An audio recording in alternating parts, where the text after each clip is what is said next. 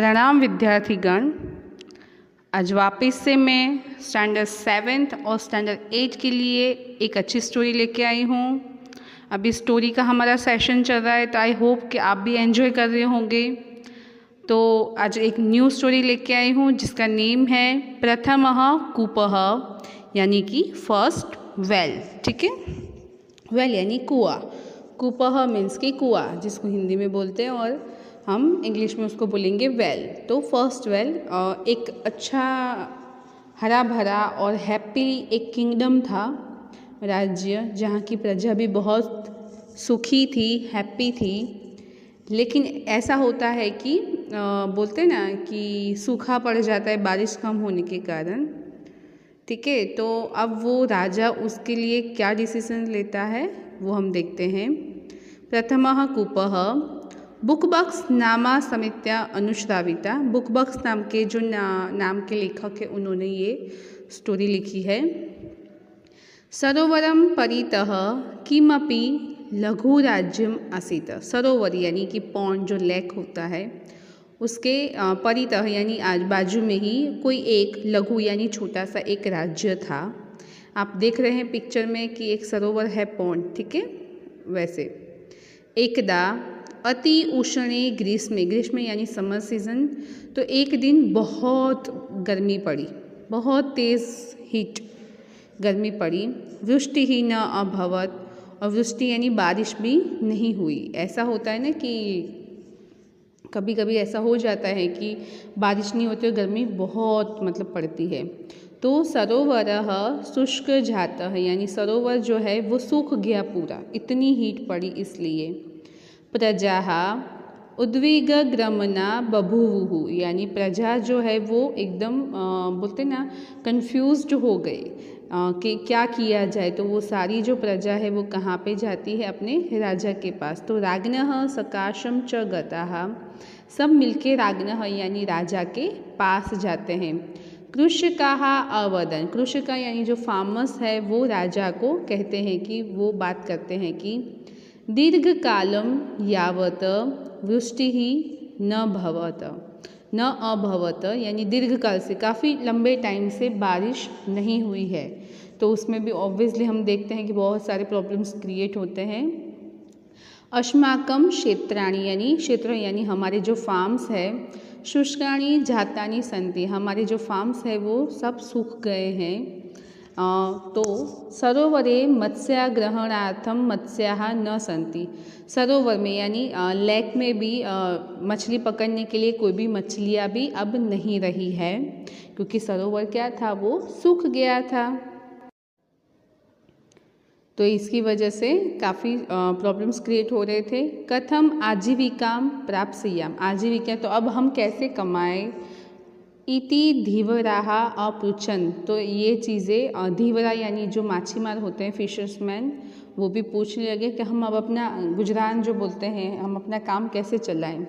गुणशाली राजान अस्मान विपदभ्य रक्षतु, गुणशाली वो राजा था, वो बहुत गुणवान था, बहुत अच्छा था। तो ये जो हमारी विपत्ति आई है, प्रॉब्लम्स क्रिएट है, उसको मैं प्रोटेक्ट करूँगा। इति पिपासिता महिलाः, यानी वो जो उनके गुणवान राजा है उनको कहते हैं कि हमारे बच्चे जो है और महिलाएं हैं वो भी रो रहे हैं बिना पानी के। तो महिला और बच्चे भी रो रहे थे। तो ऐसा वो जो फिशर्समैन है वो कहते हैं कि हम अपना गुजरान, हमारा काम कैसे चलाए, हम कैसे कमाए। वो राजा को, जो गुणवान राजा था, तो उसको ये बोलते हैं कि प्रोटेक्ट, यानी हमें इनसे बचाओ आप। ठीक है, अब राजा क्या कहता है वो देखते हैं। जलस्य अन्वेषणाय, यानी पानी को लाने के लिए, अब पानी बिल्कुल नहीं है तो क्या करता है राजा। राजा सर्वासु दिशासु, यानी राजा जो है वो पानी को अपने राज्य में लाने के लिए सारी दिशाओं में चतुरः सेनापति न प्रेक्षयत, यानी चतुर जो उनके सेनापति थे, एकदम ब्रेव और इंटेलिजेंट जो उनके सेनापति थे, ऐसे सेनापतियों को वहाँ 4 सेनापति को अलग अलग डायरेक्शन में भेजता है, सब दिशाओं में। प्रथम सेनापति ही पूर्वम, यानी फर्स्ट जो सेनापति था जनरल, ठीक है, वो ईस्ट डायरेक्शन में सूर्योदयम दिशम प्रति गता, सूर्योदय यानी जो सनराइज होता है उस दिशा ईस्ट डायरेक्शन में जाता है। ठीक है। द्वितीय आतपे धूलो च दक्षिणम गतः, तो द्वितीय यानी सेकंड वाला जो है वो जहाँ धूप होती है और बहुत धूल मिट्टी वगैरह ऐसी जो दिशा है दक्षिण दिशा में अपने रथ को हाँक देता है, मतलब वो साउथ डायरेक्शन में जाता है। नेक्स्ट, तृतीय पश्चिम सूर्यास्त दिशम प्रति गतः, थर्ड वाला जो सेनापति है जनरल वो वेस्ट डायरेक्शन में जहाँ सनसेट होता है वहाँ पे वो जाता है। तो अब देखते हैं फोर्थ वाला क्या करता है। और लास्ट में आ रहा है चतुर्थ ध्रुव तारम अन्वसरत, चतुर्थ यानी फोर्थ नंबर का जो जनरल है यानी सेनापति वो ध्रुव तारा कौन सी डायरेक्शन में होता है, नॉर्थ डायरेक्शन में, तो वो उसको फॉलो करता है ध्रुव तारे को। ठीक है। अन्वसरत यानी फॉलो करना, यानी ध्रुव तारा उत्तर दिशा में होता है तो वो जो है जनरल फोर्थ वाला वो कहाँ पे जाता है, नॉर्थ डायरेक्शन में जाता है। ठीक है। अब आगे देखते हैं क्या होता है। अब वो चलते ही जाता है क्योंकि ध्रुव तारे को वो फॉलो करता है, तो काफ़ी दूर तक वो निकल जाता है कि ध्रुव तारे को फॉलो करते करते अब वो कहाँ पहुँचता है वो हम देखेंगे, क्योंकि ध्रुव तारा उत्तर यानी कि नॉर्थ डायरेक्शन में होता है और उसको ऐसा था कि शायद कुछ अच्छा इसको फॉलो करते करते मुझे अच्छा कुछ प्राप्त हो जाए, इसका मुझे सॉल्यूशन मिल जाए। ठीक है। तो फोर्थ वाला काफ़ी चतुर था, इंटेलिजेंट था, तो वो उसको फॉलो ही करता रहता है। ते अहर्निशम अन्वेषम, एक बहुत मतलब सब जगह वह ढूंढता है, ऊपर नीचे सब जगह वो ढूंढता है कि कहीं उसको पानी मिल जाए। ठीक है। तो आजू बाजू जहाँ पे भी वो जाता है तो वहाँ पे वह देखता है, ऊपर ही नीचे ही ऊपर भी देखता है कि कहीं पत्थरों के नीचे कहीं मिल जाए ऐसी कोई उसका जो पानी का कुछ सॉल्यूशन, और नीचे भी देखता है। ते सर्वत्र अन्वेषण किंतु वृथा, वो सब जगह सर्वत्र यानी सब जगह अन्वेषण सब जगह ढूंढता है, खेतों में सब जगह जहाँ पे वो पहुँचता है। ठीक है। किंतु वृथा, लेकिन वो व्यर्थ हो जाता है, मतलब वो कुछ काम नहीं आता क्योंकि वो सब जगह ढूंढता है, पहाड़ों पे भी, पहाड़ों के नीचे भी, खेतों में, सब जगह। त्रयः सेनापतय रिक्त हस्ता प्रत्यागता, तीन जो सेनापति थे फर्स्ट सेकेंड एंड थर्ड, तो ये तीनों जनरल है वो खाली हाथ ही वापिस आ जाते हैं। रिक्त रिक्त यानी खाली हाथ ही, प्रत्यागता यानी वापिस आ जाते हैं। लेकिन किंतु उत्तर दिशम गतः सेनापति, लेकिन जो उत्तर दिशा में गया हुआ सेनापति है वो अब क्या करता है, क्योंकि ये तीनों ने सब जगह उनको ढूंढा, पानी को, पहाड़ों पे, पहाड़ों के नीचे, खेतों में, सब जगह। ठीक है। यह राजान निराशम नैव कर्तव्यम इति निश्चय, लेकिन जो फोर्थ नंबर का था वो वापस नहीं लौटता है, वो अपने राजा को निराश करना नहीं जानता था, मतलब वो निराश करना उनको नहीं चाहता था। तो अग्रे एव गतवान यानी वो फिर आगे बढ़ता है और आगे चला जाता है। अंततः तत्र स पर्वते, एट लास्ट वह एक पर्वत पे यानी कि माउंटेन पे पहुंचता है। शीत ग्रामम एकम प्राप्तवान, एक ठंडा जहाँ पे बहुत कोल्ड था ऐसा उनको एक गांव प्राप्त होता है, वहाँ पे जाके वो पहुँच जाता है जहाँ बहुत बर्फ़ पड़ती है। यदा सह पर्वतस्य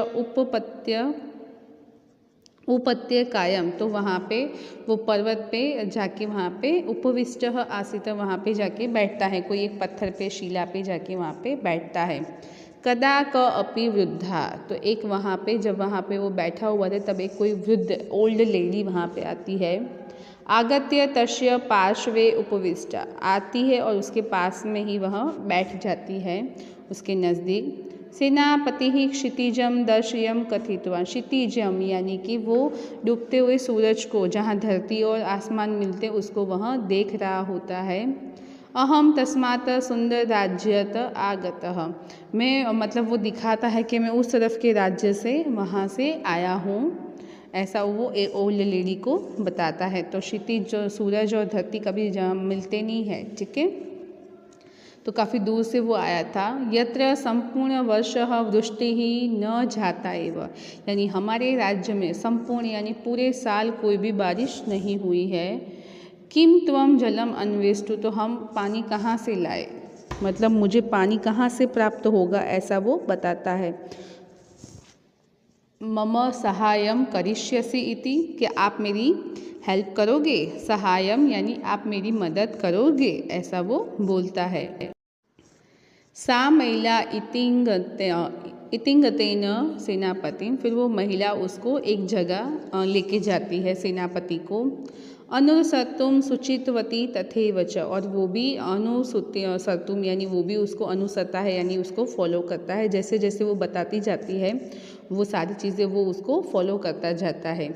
एकस्या पर्वत गुहायाम च नीतवती, यानी एक पर्वत की गुफा में वहाँ उसको लेके जाती है वो ओल्ड लेडी, ठीक है, मतलब पर्वत की एक गुफा में उसको वहाँ पे वो सेनापति को लेके जाती थी। कौन सा सेनापति था, 4th नंबर का। सा अवदत अस्माकं देशे अपि जलम नास्ति, सा वदत यानी वो बोलती है कि हमारे देश में भी पानी नहीं है, लेकिन वहाँ पे क्या था, कोल्ड ज़्यादा था, बर्फ़ पड़ती थी, तो सब जगह बर्फ़ के जो पत्थर बन जाते थे वो थे। किंतु गुहायाम हिमशंकन दर्शयंती अवदत, लेकिन गुफा में उन्होंने बर्फ़, हिम यानी बर्फ़ के जो शंकु आकार के जो कौन आकार के जो थे सारे पत्थर, जो बर्फ़ के टुकड़े, वो उसको बताती है और फिर बोलती है कि, और वो लोग फिर किस तरह से कहते, एतत् हिममिति, ये बर्फ़ है।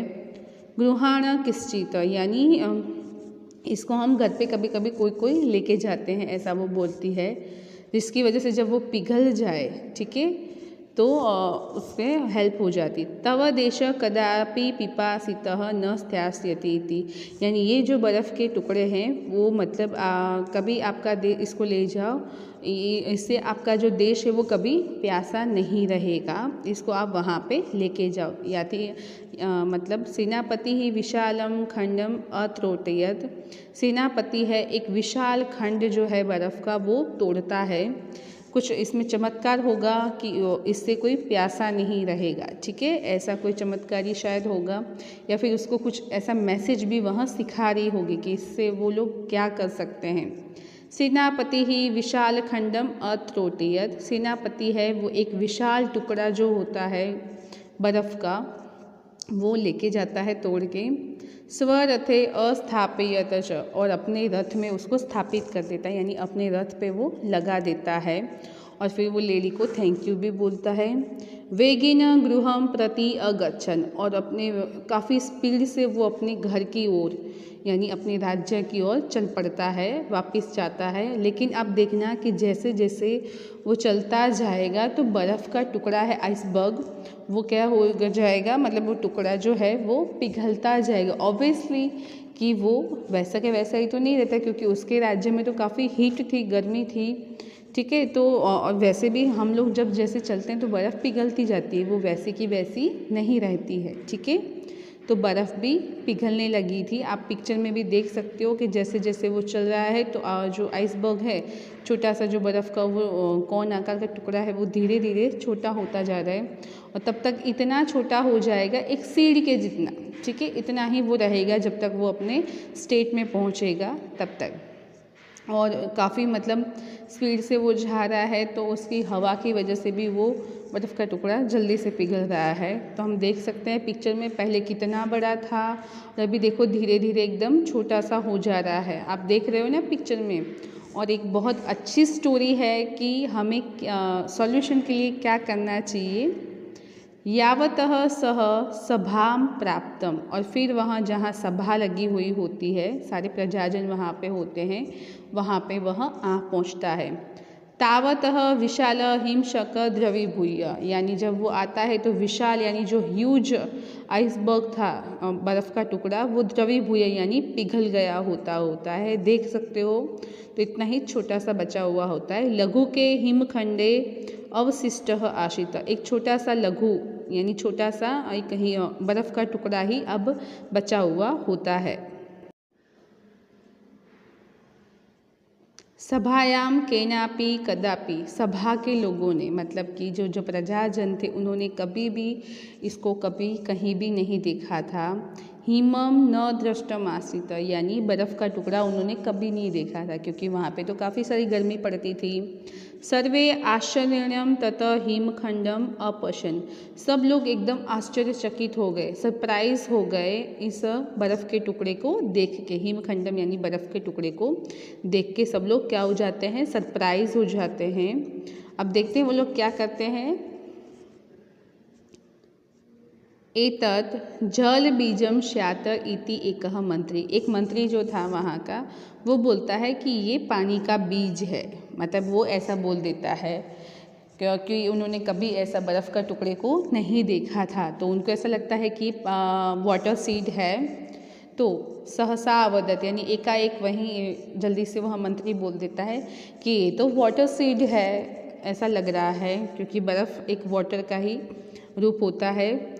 राजा जल बीजस्य शीघ्रम वपरनाथम आदिष्टवन, तो राजा भी उनको ऑर्डर देता है कि इस वाटर सीड को, जल बीज यानी वाटर सीड को जल्दी से बोया जाए खेतों में। मतलब उनको इतनी अंडरस्टैंडिंग नहीं थी कि इसको हम बो नहीं सकते।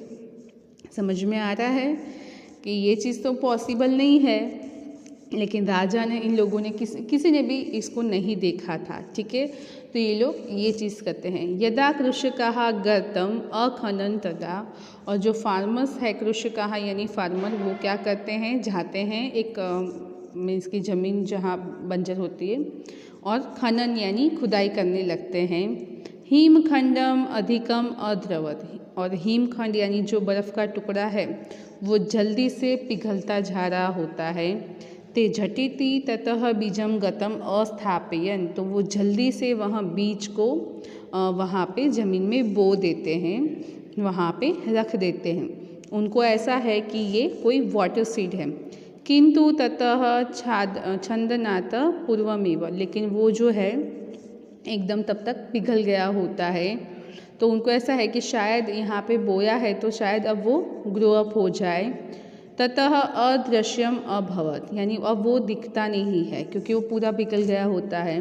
कृषकाः संभ्रांताः सचिंताः जाता, जो फार्मर्स है वो एकदम शॉक्ड हो जाते हैं, सरप्राइज हो जाते हैं और चिंतित, यानी उनको चिंता भी सताने लगती है कि अब हम क्या करेंगे, क्योंकि बर्फ़ का टुकड़ा तो पूरा पिघल गया है, पानी उसका हो गया है। तो अब वो लोग क्या करते हैं कि शायद नीचे गया है उसका पानी, तो कुछ उसके बीज जो सीड है वो ग्रो अप हो जाए।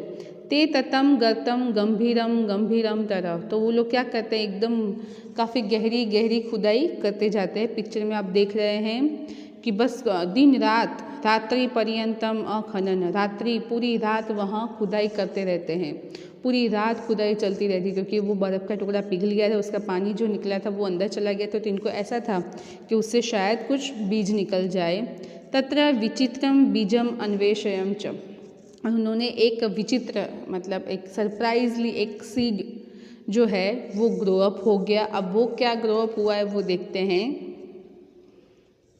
कि एक वो जो बर्फ़ का टुकड़ा था उससे क्या ग्रो अप होता है वो हम देखते हैं।